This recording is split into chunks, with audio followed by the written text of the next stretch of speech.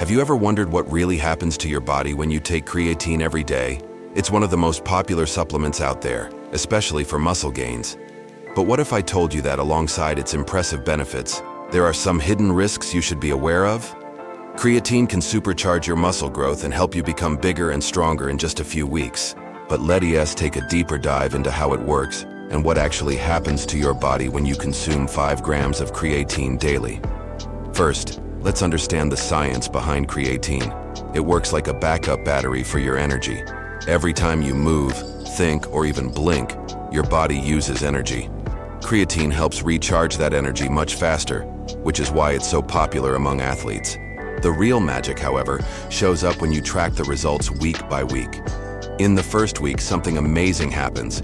Your muscles start pulling in extra water inside the cells, making them look bigger and firmer. Don't worry, they don't become bloated or puffy. By the second week, you'll notice that the weights you once struggled with feel significantly lighter. The difference can be anywhere from 5 to 15%, thanks to faster muscle recovery. After about a month, the benefits go beyond just your muscles.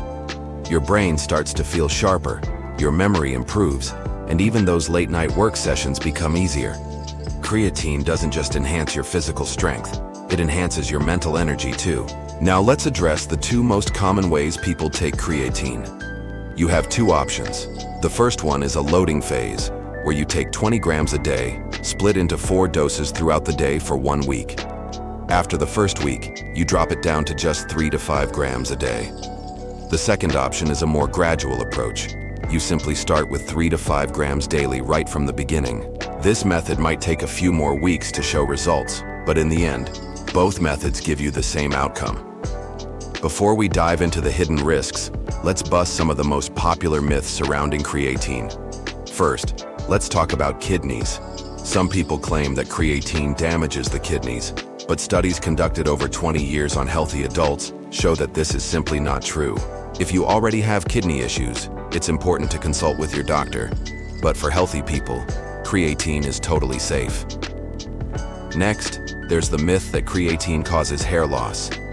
This rumor stemmed from a 2009 rugby study that showed a short spike in DHT levels, a hormone associated with hair loss. But subsequent studies have consistently debunked this claim. Unless you're genetically predisposed to baldness, creatine isn't the culprit. Finally, people sometimes confuse creatine with steroids. The truth is, creatine is a natural compound your body already produces. You can even get it from foods like steak. When you supplement with creatine, you're simply giving your body more of something it's already making.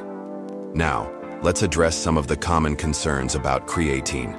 First, bloating. People often complain about feeling bloated when taking creatine.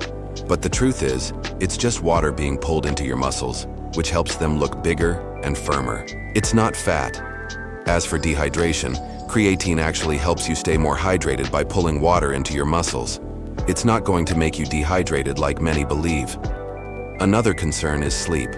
Some people say that creatine makes them feel wired or causes trouble sleeping. This is rare, but if it happens, simply taking your creatine with breakfast can solve the issue. As for headaches, they're usually a result of dehydration. Drinking a bit more water can easily solve this problem. And yes, creatine might cause a small increase in weight, but it's water weight, not fat, so don't panic. Now, let's talk about what happens when you stop taking creatine. Unlike some drugs, creatine isn't something your body becomes dependent on. After you stop taking it, within 2 to 4 weeks, your muscles will lose the extra water they were holding onto. Your strength may dip slightly back to baseline, and the mental boost will fade. However, the muscle you've built stays intact.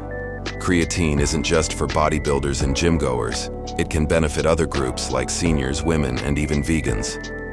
For seniors, just 3 grams a day can help maintain muscle mass, improve balance, and even reduce the risk of falls. For women, creatine helps with strength and recovery without making you bulk up. It is a common misconception that creatine will make women big and bulky. This is simply not the case. And for vegans, creatine is especially beneficial since it's mostly found in meat, and supplementing can lead to noticeable improvements in strength, energy, and muscle gains. So, what's the best creatine to choose? and how much should you use? When buying creatine, keep it simple.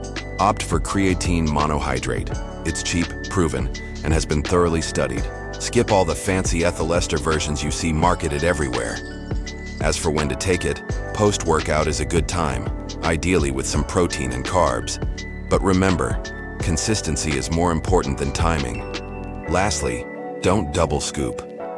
Many pre-workout supplements already contain creatine, so always check the label to make sure you're not exceeding the 10 grams per day recommendation.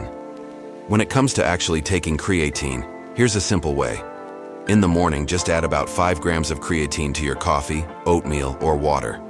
Do this every day, and you'll be good to go. To wrap it up, creatine is one of the most researched, safest, and effective supplements out there. It's proven to boost muscle growth, recovery, and even brain function. Whether you're a bodybuilder, senior, or vegan, creatine can benefit you. And now that you have all the facts, you can make an informed decision.